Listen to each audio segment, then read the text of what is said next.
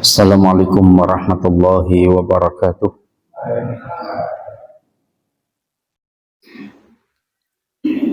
Alhamdulillahi thumma alhamdulillah.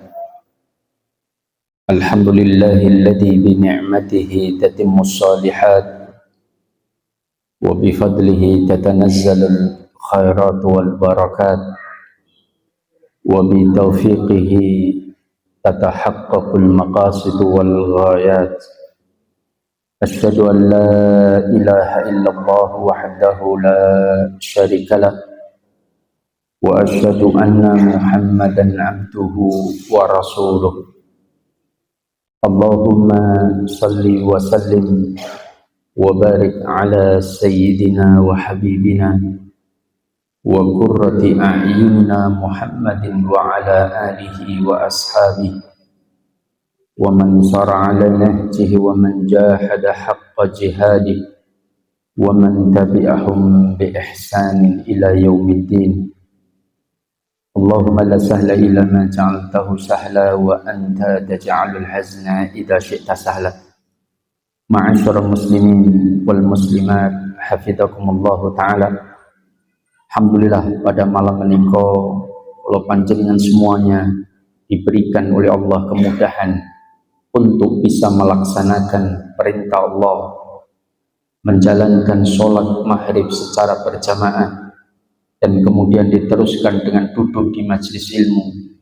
Mudah-mudahan Allah tabaraka wa ta'ala menerima segala amal ibadah kula panjenengan dan Allah memberikan pahala yang terbaik, dan mudah-mudahan kula panjenengan semuanya merupakan manusia-manusia hamba-hamba Allah yang digolongkan menjadi hamba yang muflihun, hamba yang beruntung, yang kelak Allah akan masukkan pulau panjenengan di dalam surganya Allah. Amin ya rabbal alamin. Jamaah dimuliakan Allah,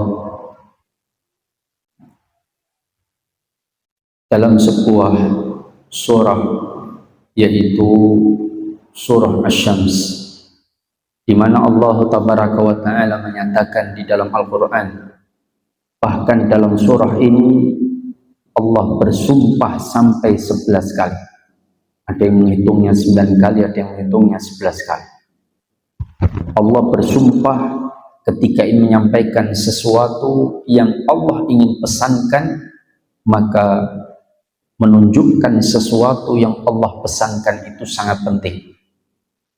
Ketika Allah menyampaikan satu nasihat, ketika Allah menyampaikan satu perkara tanpa sumpah, itu sudah sangat penting dan kita wajib untuk melaksanakan. Apalagi dengan sumpah, yang itu menunjukkan perkara itu sangat penting. Apalagi sumpah Allah sampai 11 kali, itu menunjukkan betapa pentingnya perkara yang Allah ingin sampaikan kepada kita. Ketika Allah bersumpah satu kali di dalam surah Al-Asr, wal asri innal insana lafi khusr illal ladzina amanu wa 'amilus shalihat wa tawasaw bil haqqi wa tawasaw bis sabr. Ketika Allah menyampaikan tentang perkara kelompok orang-orang yang mengalami kebangkrutan, maka Allah awali dulu dengan sumpah, artinya menunjukkan betul-betul akan ada manusia di akhirat kelak, yaitu manusia-manusia yang bangkrut. Siapa mereka? Yaitu orang-orang yang tidak beriman, atau mereka yang beriman tapi tidak mau melaksanakan amal ibadah, amal soleh, atau mereka yang beriman dan beramal soleh tetapi mungkin banyak kesalahan-kesalahan karena ia jarang duduk di majelis ilmu untuk mendapatkan nasihat. Bukankah Allah mengatakan wa tawasaw bil haq wa tawasaw bis sabr. Nah, ini berkaitan dengan kelompok manusia yang mengalami kebangkrutan. Allah bersumpah satu kali, tapi dalam perkara di dalam surah Asy-Syams, surah matahari, wasyamsi wadduhaha wal qamari idza talaha wan nahari idza jallaha wal laili idza yaghshaha was samaa'i wama banaha wal ardi wama tahaha wa nafsin wama sawwaha fa alhamaha fujuraha wa taqwaha. Qad aflaha man zakkaha. Perkara perintah nasihat Allah tentang perkara jiwa itu sampai Allah bersumpah 11 kali.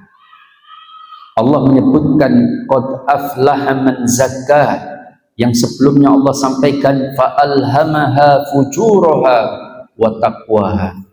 Fa'alhamaha, maka Allah mengilhamkan, Allah menetapkan kepada hamba itu fujuraha wa taqwaha, kefajiran, kedurhakaan dan ketakwaan. Maknanya para ahli tafsir sebagian mengatakan Allah menjelaskan tentang jalan-jalan kedurhakaan dan jalan-jalan menuju ketakwaan. Silahkan hamba itu mau memilih yang mana. Maka ini tentang firman Allah tabaraka wa ta'ala di dalam surah Asy-Syams. Perkara berkaitan dengan jiwa itu sampai Allah bersumpah 11 kali. Ketika Rasulullah sallallahu alaihi wasallam menyampaikan, membaca satu ayat di dalam Al-Quran, yaitu surah Asy-Syams, fa'alhamaha fujuraha wa taqwaha, maka Rasulullah kemudian berdoa. Rasulullah itu terkadang kalau membaca ayat tentang neraka, beliau berdoa berlindung dari neraka. Membaca ayat tentang surga, lalu beliau memohon kepada Allah surga.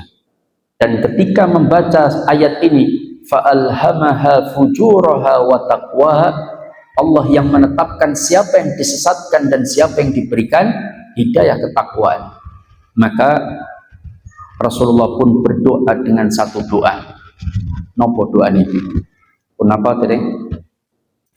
Kalau kula panjenengan membaca ayat fa'alhamaha fujuraha wa taqwaha, ialah Allah yang mengilhamkan kefajiran, kedurhakaan dan ketakwaan, maka Rasulullah membaca satu doa. Nopo doa ini? Ada yang mangertos? Kepada dia satu botol minuman apa ini? Mineral.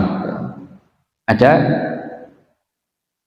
Ajeng kula kayak hadiah handphone kok HP kula cuma setunggal. Apa doanya?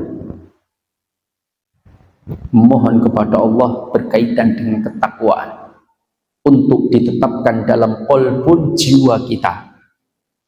Bismillah. Napa ini? Rasulullah berdoa, Allahumma, apa doanya? Apa? Allah, kalau doa Allahumma inni a'udzubika minal khubuthi wal khaba'ith, itu doa apa, Pak? Masuk kamar mandi, alhamdulillah. Allahumma ati nafsi taqwaha wa zakkiha anta khairu man zakkaha anta waliyuha wa maulaha. Maka Rasulullah berdoa, Allahumma ati nafsi taqwaha, ya Allah berikan pada jiwaku itu ketakwaannya, bukan kefajiran tapi ketakwaan. Karena Allah yang menetapkan hamba itu disesatkan atau diberikan hidayah. Allahumma ati nafsi taqwaha, ya Allah berikanlah kepada jiwaku ketakwaannya, wa zakkiha, dan sucikanlah jiwaku, anta khairu man zakkaha, karena engkaulah sebaik-baik yang mensucikan jiwa. Sebab qalbun jiwa kita itu semua dalam genggaman Allah tabaraka wa ta'ala. Allah yang maha membolak-balikkan hati setiap hambanya. Maka kita memohon kepada Allah, wa zakkiha anta khairu man zakka, dan sucikanlah hati kami karena engkaulah sebaik-baik yang mensucikan jiwa. Kemudian anta waliyuha wa maulaha, karena engkaulah wali dan maula dari hati-hati kami. Nah, ini adalah doa yang hendaknya kula panjenengan hafalkan, supados kula panjenengan itu ditetapkan dalam hati kula panjenengan ketakwaan. Ustadz, memangnya takwa itu penting? Penting. Apa pentingnya sebuah ketakwaan dalam diri kita? Pertama, kata Allah tabaraka wa ta'ala di dalam Al-Quran, fatazawwadu fa inna khairaz zadit taqwa. Berbekallah kalian, sesungguhnya bekal yang terbaik itu adalah ketakwaan.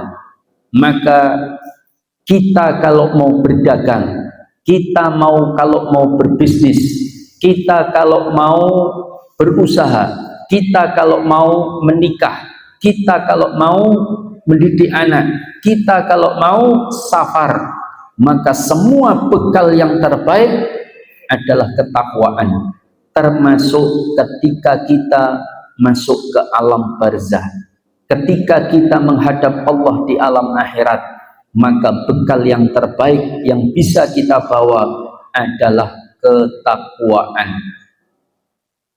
Fatazawwadu fa inna khairaz zadi taqwa. Kata Allah, berbekallah kalian wahai hamba-hambaku, karena sesungguhnya bekal yang terbaik, dan bekal yang terbaik bagi kalian itu adalah ketakwaan. Berarti takwa itu sesuatu yang sangat penting, karena dia adalah bekal yang terbaik. Yang kedua, kenapa takwa itu penting? Karena takwa itu menjadi sebab Allah tabaraka wa ta'ala memberikan jalan keluar dari setiap permasalahan yang kula panjenengan miliki. Wajah-wajah yang hadir menika kan wajah-wajah punya masalah semua. Ini wonten, Pak? Ya. Termasuk yang ngomong ini juga punya masalah. Jangan dikira orang hidup tidak punya masalah. Kabeh menika wong sinawang, Pak. Jenengan lihat orang yang naik Alphard, naik Pajero, naik Fortuner, sawayoke, omaya magrong-magrong, duite berlipat-lipat, bojone papat misalnya. Ini nonton. Ya. Nopo dikira dia nggak punya masalah? Punya. Setiap orang itu punya masalah, karena kehidupan itu adalah sebuah masalah. Paling tidak dia harus mempertanggungjawabkan dari setiap nikmat yang Allah telah berikan kepada mereka. Latus alunna yawma idzin anin na'im. Sungguh betul-betul kalian akan dimintai LPG, laporan pertanggungjawaban dari setiap nikmat yang Allah tabaraka wa ta'ala berikan. Masalah apa bukan? Masalah. Jadi kalau ada orang mengatakan pulau uripe penak Pak Ustadz, pulau mboten gadah masalah, saya pastikan orang yang ngomong itu bermasalah, ya.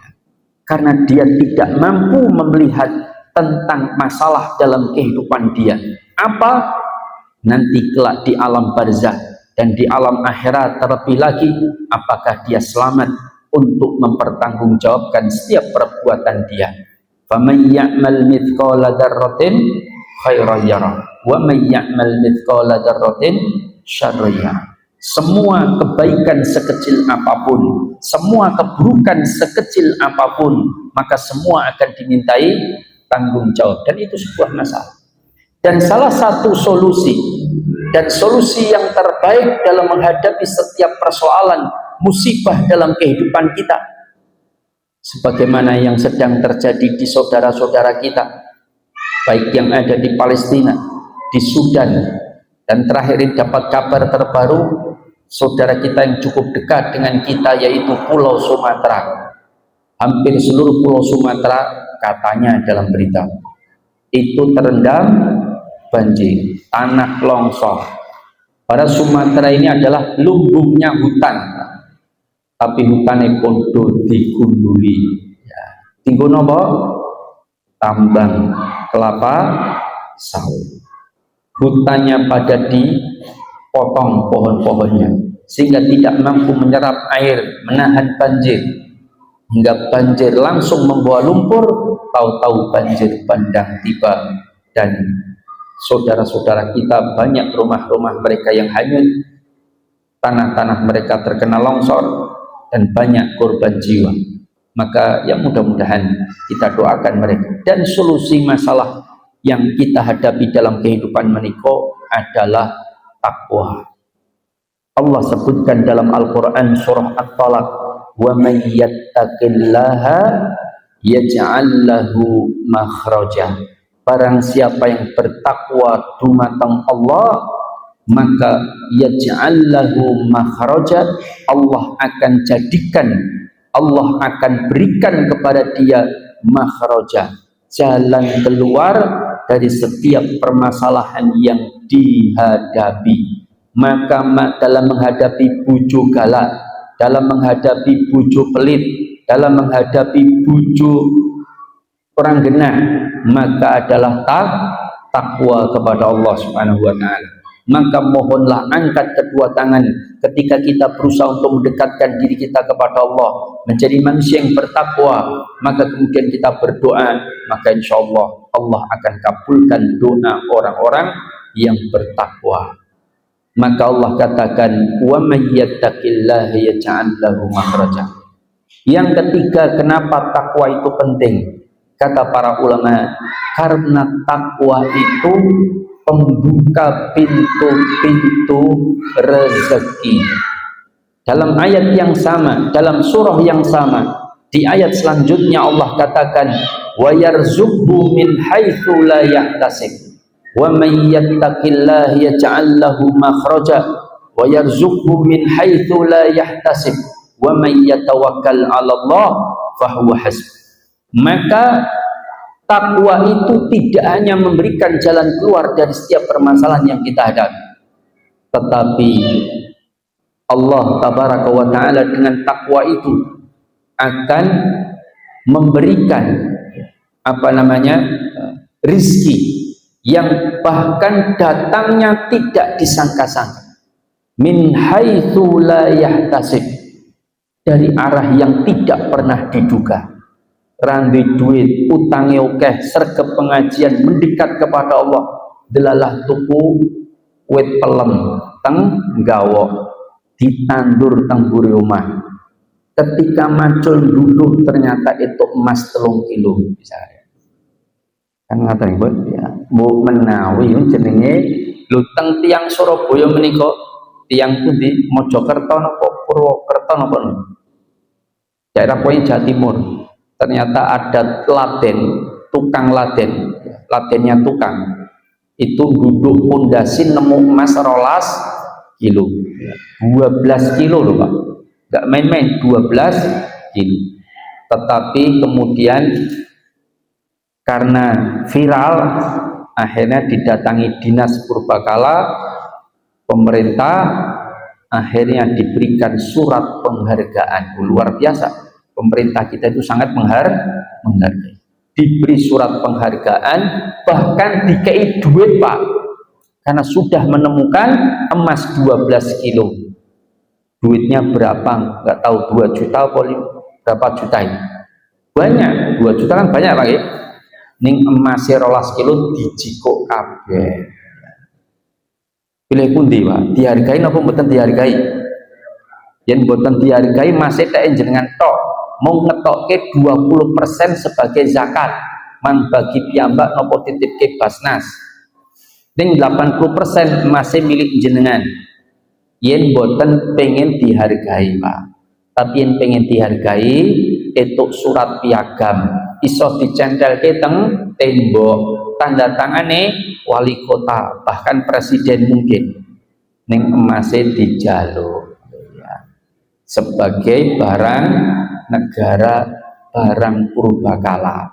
Kaya teng Sragen lho Pak, itu gading purba, gajah purba itu pasar internasional harganya 1,5 sampai 2 M. Akhirnya didatangi dinas, kemudian dikasih surat penghargaan, terus dikei uang pembinaan 2 juta, terus gadingnya dijaluk Pak. Kan yuk rakat kaca mboten kathah, ngedol itu 2 M, dapat seorang penghargaan itu 2 yuto, kan mung kaca 0 telu Pak ya, lah nggih mboten kathah. Lah maka jamaah Allah, ini tentang rizki yang tidak pernah disangka-sangka. Ustaz, wong kula niki janda mboten enten pensiun dodolane mumet arep mikir etuk rezeki min haitsu la yahtasib. Loh, siapa tahu datang Buddha keren kaya raya naik Alphard ngelamar panjenengan. Bu njaluk mahar nopo? Kula kaji ke kalau umroh ke ndak sasi selama setahun misalkan. Karo kei mahar jublo dengan segala isinya, luasnya 1000 meter. Kaya villa teng mriku ya. Siapa tahu kan nanti. Namanya takwa itu akan membuka rizki yang tidak pernah disangka-sangka. Kemudian takwa itu kata para ulama membuka pintu keberkahan. Allah katakan dalam Al-Quran, "Lau anna ahlal qura amanu wattaqau lafatahna alaihim barakatin minas sama'i wal ard." Andaikan penduduk negeri itu beriman dan bertakwa dumateng Allah, maka Allah berjanji pasti Allah penuhi janjinya. Allah akan bukakan keberkahan, kebaikan dari langit dan dari bumi. Syaratnya apa? Bertakwa kepada Allah Subhanahu wa taala. Ning kathah masyarakat sing boten bertakwa.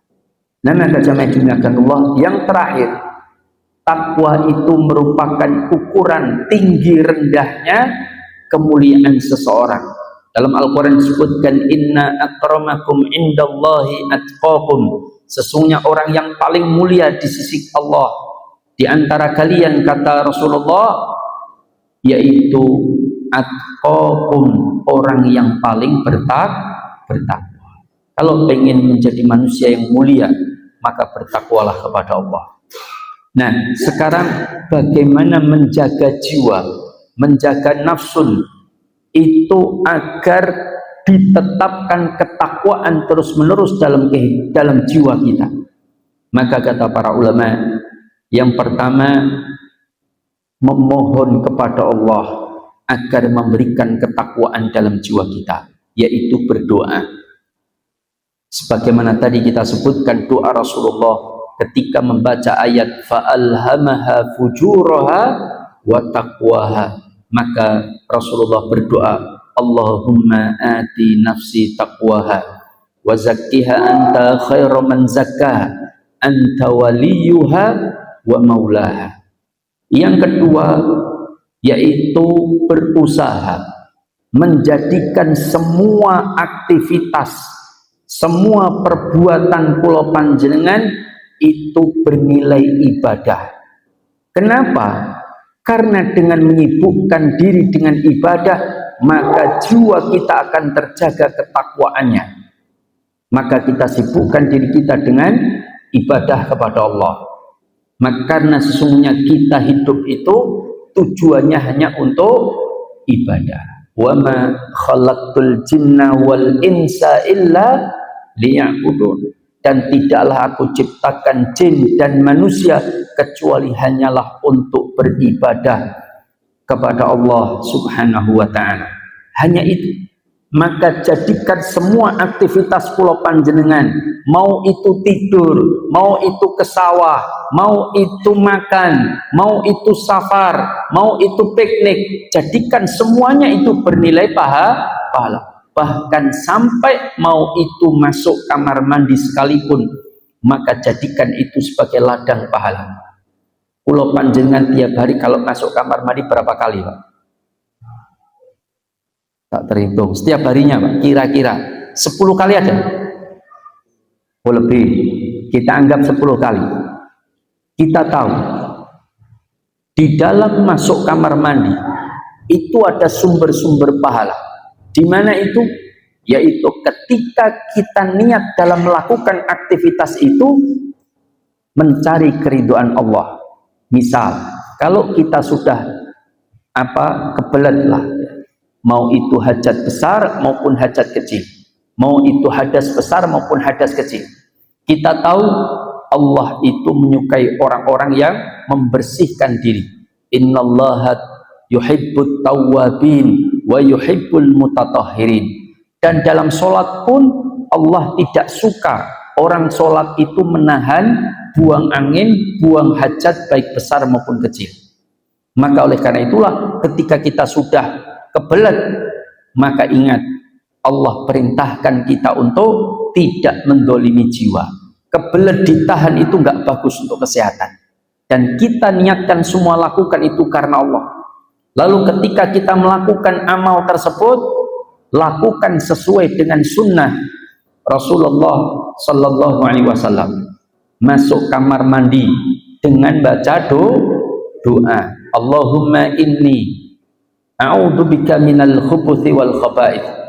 Dalam riwayat lain disebutkan Bismillahi Allahumma inni a'udzubika minal khubuthi wal khaba'ith. Itu yang pertama, dapat pahala dulu, berdoa. Yang kedua, masuk kaki kiri supaya mengikuti sunnah, dapat pahala nomor 2. Yang ketiga, tidak berlama-lama di kamar mandi karena itu sunnah. Jangan sampai di kamar mandi malah udat-udut, lepas lepu saro, merenung masa depan yang tidak pasti, merenung peduse kering misalnya, ya, maka itu enggak baik. Tapi segerakanlah buang hajat dan segera keluar dari kamar mandi. Yang keempat, ketika mau keluar berdoa ghufronaka, itu sudah ladang pahala. Yang kelima, keluar dengan kaki kanan, sudah ladang pahala lagi sesuai dengan sunnah. Ada 5 amalan, 5 titik pahala dari 1 amalan urusan kamar mandi. Kalau sehari 10 kali, kali 5, berarti sehari jenengan sudah melakukan amalan kebaikan 50 kali. Kali 1 bulan, 30 hari. 30 kali 5, 30 kali 50, pinten Pak? 1.500. Kali 10 tahun, kali 1 tahun. 1.500 kali 1 tahun, 12 Pak. Loh, ini hitung-hitungan Pak, betul. 1.500 kali 10 aja sudah 15.000 Pak. Itu baru 1 tahun. Kali 2 kali 5, 1.500, 3.000, berarti 18.000 Pak. Jadi dalam setahun kita itu kalau meninggalkan amalan sunnah, masuk kaki kiri, baca doa, tidak berlama-lama, keluar kaki kanan, kemudian berdoa, itu kita tinggalkan selama 1 tahun. Kalau kita tiap hari mebah metu teng kamar mandi 10 kali, itu dalam 1 tahun kita telah kehilangan 18.000 ladang amal hanya urusan kamar mandi loh. Loh, bayangkan Pak. Makanya kata Rasulullah, orang itu kalau mau melakukan sunnah Rasulullah dalam semua amalan, masuk masjid, keluar masjid, pakai baju, lepas baju, naik kendaraannya turun, semua ada sunnahnya. Kemudian melihat sesuatu yang aneh atau menakjubkan, kita doa, ada sunnah. Kemudian kita makan, ada sunnah. Dan sunnah-sunnah itu kita kerjakan tanpa kita sadari, kita telah mengumpulkan banyak ladang pahala. Makanya dalam sebuah riwayat disebutkan, orang yang paling banyak menuai pahala besar adalah orang yang paling beradab dan paling berakhlak sesuai dengan sunnah Rasulullah Sallallahu Alaihi Wasallam. Makanya supaya semua amalan apapun yang kita lakukan itu bernilai pahala, harus terpenuhi 2 syarat. Apa? 1, kita niatkan mencari keridhaan Allah. Yang kedua, lakukan sesuai dengan sunnah. Maka insya Allah apa yang kita lakukan itu, meskipun amal duniawi, itu akan bernilai pahala.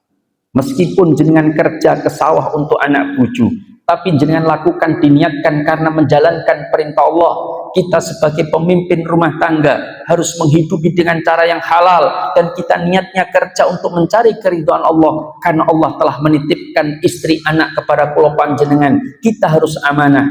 Maka ada niat seperti itu akan mendatangkan pahala. Bekerja sesuai sunnah, maka itu menjadi ladang pahala. Maka cara menjaga jiwa kita yaitu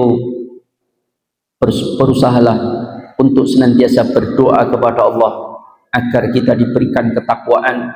Yang kedua, berusaha mengisi semua aktivitas kita bernilai ibadah. Yang ketiga, memperbanyak tilawatul Quran. Kenapa?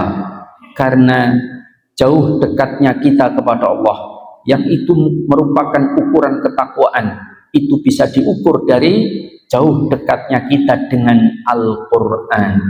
Maka pramila itu kula panjenengan berusaha untuk mentilawah Al-Quran. Rasulullah tugasnya adalah yatlu alaihim ayatihi, mentilawahkan. Apa itu tilawah? Tilawah itu apa? Membaca dan apa? Ya, tilawah itu membaca atau qiraah, dua tadabbur, tiga berusaha untuk mengamalkan apa yang dia baca. Itu baru disebut tilawah. Tapi kalau sekedar membaca, itu namanya qiraah. Nah, maka kalau pengen kita tilawah, berusahalah kita baca, tadabburi, dan berusaha untuk mengamalkan isinya. Itu baru disebut dengan tilawatul Quran.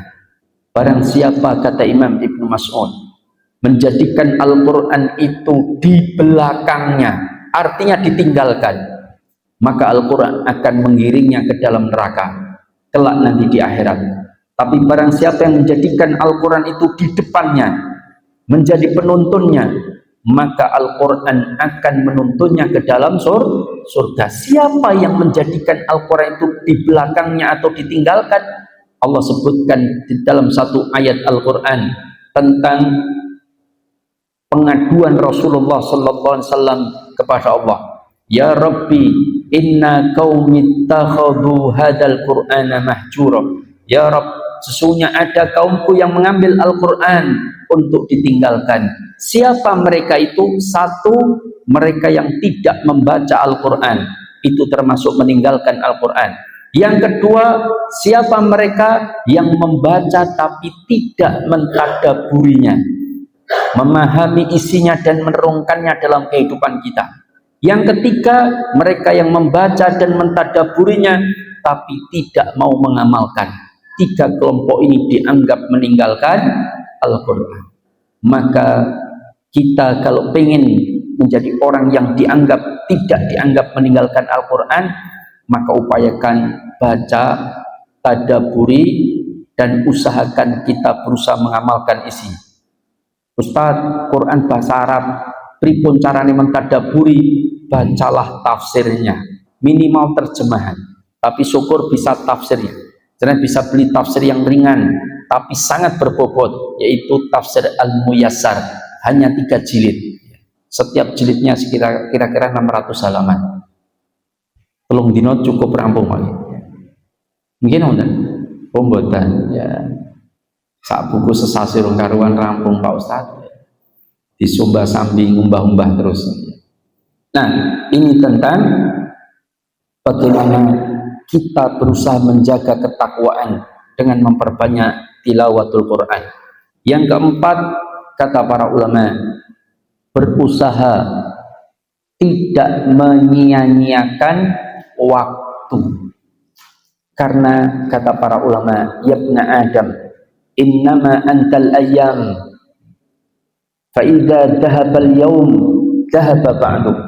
Wahai anak keturunan Adam, sesungguhnya engkau itu kumpulan dari waktu dan waktu. Wa idza dhahabal yawm dhahaba ba'du. Jika satu hari telah hilang, maka bagian dari dirimu telah hilang. Kenapa? Karena umur kula panjenengan itu sudah ditetapkan. Ini wonten Ibu? Ya, kapan ajalnya. Maka oleh karena itulah, kalau hilang satu hari, berarti kita telah hilang bagian dari kehidupan kita. Nah, maka oleh karena itulah, kita berusaha sebisa mungkin waktu kula panjenengan jangan sia-sia. Podo-podo nunggu obat teng apotek, podo-podo kelangan setengah jam, sing siji karo dikiran etuk pahala, gugur dosanya, sing siji mung menang-menang rasani tok kan itu ya, malah nambah dosa. Maka manfaatkan waktu sebaik-baiknya. Jangan waktu dihabiskan hanya untuk TikTok, Instagram, apalagi Twitter dan lain sebagainya. Waktu jangan dihabiskan hanya untuk tongkrongan, apalagi wang sinawang. Ya sudah, waktu gunakan sebaik-baiknya. Al-Imam Asy-Syafi'i ketika beliau dicukur kumisnya, maka tukang cukurnya mengatakan kepada Imam Syafi'i, "Wahai Imam, tolong mulut Anda berhenti sejenak, nanti kepotong gunting saya." Apa kata Imam Syafi'i? Lebih baik engkau memotong bibir saya daripada engkau memotong zikir saya. Itu Imam Syafi'i. Sama-sama nanti kita habis sholat isya, pulang ke rumah, jalan kaki butuh 2 menit Pak. Kalau kita manfaatkan waktu 2 menit itu dengan istighfar, astagfirullah, astagfirullah, astagfirullah, ada 2 menit, berarti ada 120 detik. Maka jenengan bisa istighfar 1 detik, 1 istighfar, astagfirullah, astagfirullah. Maka sudah 120 istighfar yang bisa jenengan dapatkan dari masjid sampai ke rumah. Berapa banyak dosa yang akan digugurkan oleh Allah daripada kita digugurkan dengan stroke, dengan tipes, dengan kanker, dengan macam-macam. Maka gugurkanlah dosa dengan istighfar daripada digugurkan dosa dengan Allah memberikan musibah. Kemudian kata para ulama, apa yang harus kita lakukan untuk menjaga jiwa kita agar senantiasa bertakwa kepada Allah? Yaitu menjadikan diri kita tafaqquh fiddin. Sebab takwa itu menjalankan perintah Allah dan menjauhi larangannya. Sekarang bagaimana kita bisa takwa, menjalankan perintah Allah dan menjauhi larangannya, kalau kita sendiri tidak tahu mana yang diperintah Allah dan mana yang dilarang, apa saja perintah Allah dan mana saja yang dilarang oleh Allah. Kalau kita begini, bagaimana kita akan jadi orang bertakwa? Dan untuk tahu mana yang halal dan mana yang haram, mana yang boleh dan mana yang tidak, mana yang baik dan mana yang buruk, tidak ada jalan kecuali kita duduk di majelis ilmu. Enggak ada orang tiba-tiba tidur tahu-tahu langsung ahli ilmu, bangun-bangun, enggak mungkin. Maka jamaah dimuliakan Allah, maka duduklah kita di majelis ilmu agar diri kita menjadi orang-orang yang bertakwa. Kenapa? Karena takwa itu akan melahirkan banyak kebaikan. Ya. Maka jamaah dimuliakan Allah, ini tentang tafaqquh fiddin. Yang keenam, apa cara kita, upaya kita untuk menjaga jiwa kita agar senantiasa bertakwa? Yaitu menjadikan kita memperbanyak istighfar dan taubat kepada Allah. Kenapa? Karena takwa itu letaknya di hati, di kolbun, di hati kita. Dan Rasulullah mengatakan, jika seorang itu melakukan satu perbuatan dosa, maka akan meninggalkan satu nuqtatus sauda, satu bintik hitam di dalam jantung hati kula panjenengan. Maka kalau semakin jantung hati kula panjenengan pekat, maka berarti sulit takwa itu tumbuh subur dalam hati tersebut. Karena takwa itu adalah pohonnya dan hati itu media tanamnya. Maka supaya takwa itu tumbuh dengan subur baik, maka jadikan media tanam itu yang terbaik. Maka oleh karena itulah bagaimana betul-betul kita berusaha untuk menjaga jiwa kita dengan apa? Dengan banyak istighfar dan taubat, karena itu akan menghapus bintik-bintik hitam yang merusak dan mengganggu pertumbuhan ketakwaan dalam jantung hati kula panjenengan. Dan yang terakhir, bahwa takwa, menjaga ketakwaan adalah dengan mencari bi'ah yang solihah. Bi'ah itu lingkungan yang soleh. Sebab kita ini berusaha takwa, tapi kalau lingkungan kita buruk, kita bisa terkontaminasi. Maka oleh karena itulah ini tentang bagaimana upaya kita untuk menjadi manusia-manusia yang senantiasa terjaga ketakwaannya, dan mudah-mudahan Allah tabaraka wa ta'ala menjadikan kita hamba-hamba yang senantiasa bertakwa kepada Allah, dan dengan takwa itu Allah akan memuliakan kita dan dimasukkan ke dalam jannahnya Allah tabaraka wa ta'ala. Amin ya rabbal alamin. Iki wajane pendahuluan lho Pak. Jadi pengajian ini muamalah. Ning pun sak jam kurang 15 menit ya. Ini ada nih saya jam berapa? Hah? Oh, kurang 2 menit ya. Pendahuluan itu ya. Maka saya buka sesi tanya jawab mawon, baik topik maupun di luar tema, baik tentang wasiat, warisan, hibah, jual beli, fikih kontemporer, kartu kredit, kartu diskon, kemudian kartu deposit, main saham, atau yang lain silahkan, atau fikih safar atau apapun monggo. Kalau bisa saya jawab, nggak bisa saya tinggalkan, kan gampang. Monggo silahkan. Kenapa? Manfaat istighfar. Ya, bismillah.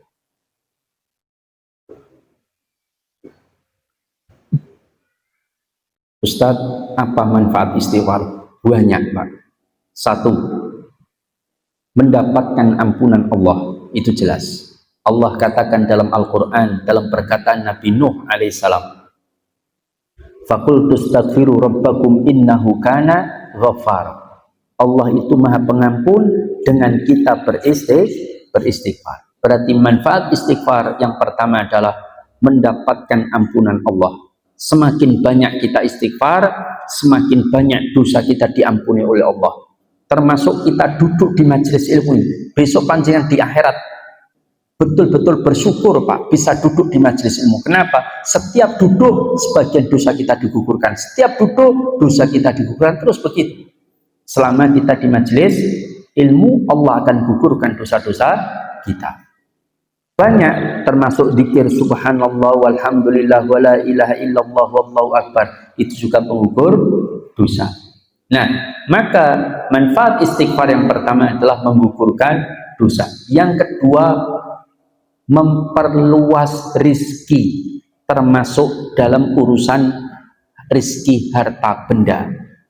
Allah katakan apa dalam surah yang sama tadi saya sebutkan, faqultu astaghfiru rabbakum innahu kana ghaffara wa yursilis samaa'a 'alaikum midrara wa yumdidkum bi amwalin wa banin. Salah satu manfaat dari istighfar selain menggugurkan dosa yaitu wa yumdidkum bi amwal, Allah akan tambah hartamu Pak Lobi.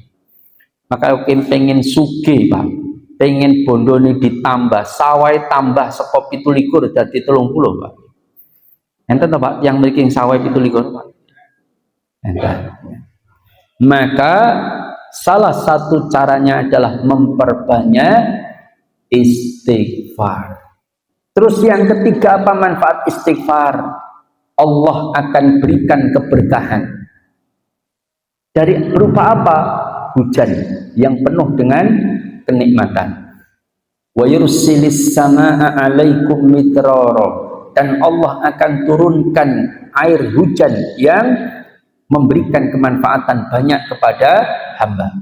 Maka kalau sawahnya kering Pak, maka perbanyaklah istighfar, maka Allah akan turunkan hujan yang bermanfaat. Yang keempat, apa manfaat istighfar? Wa banin, kata Allah, wa yumdidkum bi amwali wa banin, yaitu dikaruniai anak Pak. Makanya jenengan kalau nasihati orang yang nikah pun dangu kok orang duwe anak Pak, maka amalan yang paling harus ditekankan, dan ini solusi yang Allah berikan, suruh mereka berdua perbanyak istighfar. Termasuk usaha duniawi silahkan, makan bergizi, tidak terlalu capek, ojo kerep-kerep, karena tadi telung dino pisan kan. Karena kalau kerep-kerep baru matang wis membuai, maka tidak jadi kemungkinan ya. Tapi kalau ritmenya diatur, insya Allah banyak kemungkinan dengan izin Allah itu urusan dunia. Tapi yang paling utama adalah memperbanyak istighfar. Wa yumditkum bi amwali wa bani. Yang ke berapa? Kesekian Pak. Apa manfaat istighfar itu? Allah akan datangkan solusi dari setiap permasalahan yang kita hadapi. Dan salah satu manfaat istighfar yang lain yaitu Allah akan kabulkan doa kula panjenengan dengan memperbanyak istighfar. Ada satu kisah Imam Ahmad Ibnu Hanbal. Itu beliau tinggal di Baghdad dan pengen sekali kok ada perasaan pengen pergi ke kota Basrah untuk ya sekedar berkunjung. Tapi yang beliau heran, aku itu nggak ada keinginan aku itu nggak ada acara di kota Basrah. Tidak ada ngisi pengajian, tidak ada menuntut ilmu atau apapun nggak ada, tapi kok pengen ke kota Basrah. Akhirnya beliau ke kota Basrah. Sampai di satu masjid hujan deras. Beliau selesai sholat, istirahat di masjid, sama marbotnya didorong-dorong suruh keluar Pak, ini masjid ada yang ditutup. Mereka nggak tahu kalau itu Imam Ahmad. Cuman Imam Ahmad nggak ngomong, aku ke Imam Ahmad, nggak. Dulu itu ulama sangat terkenal namanya Pak, tapi orangnya banyak yang nggak tahu. Kenapa? Karena belum ada video Pak. Belum ada foto kan nonton baik. Lah orang kalau lihat saya di Solo, Ustaz Ridwan ning masjid ini nenek foto nih, ya karena jadi terkenal Pak. Tapi dulu itu nggak pakai foto, nggak pakai video. Orang cuma tahu saja dari mulut ke mulut bahwa ada ulama besar di kota Baghdad namanya Imam Ahmad. Tapi orangnya sing ngendi mboten ngerti Pak. Nah itulah kelebihan orang dulu sehingga lebih selamat hatinya dari riya. Tapi kadang-kadang popularitas itu membawa bencana ketika menumbuhkan kesombongan. Nah, maka setelah didorong-dorong keluar, lalu di emperan itu Imam Ahmad istirahat di situ duduk-duduk. Ternyata sama mabutnya jadi didorong-dorong metu. Ampun temen iki regeti kan. Suruh keluar lagi. Akhirnya beliau keluar. Kehujanan, beliau nepi di satu bawah atap rumah. Tiba-tiba ada yang sedang membuat roti. Dilihat, aneh Pak tua diusir ke masjid diceluk, Pak sini Pak, datang, silahkan duduk, dikasih ganti baju, dikasih makanan. Terus tukang pembuat roti tadi dia sampaikan, Pak nyuwun ngapunten nggih, kula mboten saged ngobrol banyak, kalau mau ngobrol saya sambil bikin adonan. Imam Ahmad berterima kasih, dia nggak tanya siapa dia, nggak, pokoknya ada tamu, kasihan, kasih baju ganti, kasih roti, kemudian diajak ngobrol. Ketika diajak ngobrol, ternyata Imam Ahmad lihat setiap sela-sela tidak diajak ngobrol, itu beliau mencahkan dok istighfar, astagfirullah, ngubah-ngubah, ya astagfirullah, sehingga Imam Ahmad bertanya, apa buah dari istighfar yang senantiasa kamu lakukan seperti ini? Apa buah istighfar ini? Apa manfaat faedah yang sudah kamu dapatkan? Apa kata dia? Demi Allah, wahai Tuhan, tidak ada satu doa yang aku panjatkan kepada Allah kecuali dikabulkan oleh Allah dengan istighfar saya ini. Kecuali yang aku heran, satu yang belum dikabulkan. Apa? Ketika ditanya, apa keinginanmu yang satu itu? Saya itu orang miskin di kota Basrah, tapi saya ingin punya keinginan ketemu dengan seorang ulama besar di Baghdad yang jauh dari kota Basrah. Tapi saya punya pengen paling tidak saya ketemu dengan dia sudah membahagiakan diriku, meskipun aku tidak ikut kajiannya, tapi saya pengen ketemu dengan beliau dan Allah belum kabulkan sampai hari ini. Siapa ulama itu? Kata Imam Ahmad. Lalu dia sampaikan, Ahmad bin Hanbal. Maka menangislah mereka, ya Allah, ternyata aku datang ke kota Basrah, Allah yang mendorongnya untuk memberikan jawaban, mengijabai doa orang yang senantiasa istighfar. Makanya jenengan kalau sawai pengen ora dipangan tikus Pak, berdoalah, maka sarana untuk dikabulkan oleh Allah perbanyak istighfar. Cukup banyak ya. Demikian dari saya, mudah-mudahan bermanfaat. Aku qauli hadza wa astaghfirullah li wa lakum innahu wal ghafurur rahim. Subhanakallahumma wa bihamdika asyhadu an la ilaha illa anta astaghfiruka wa atubu ilaik. Assalamualaikum warahmatullahi wabarakatuh.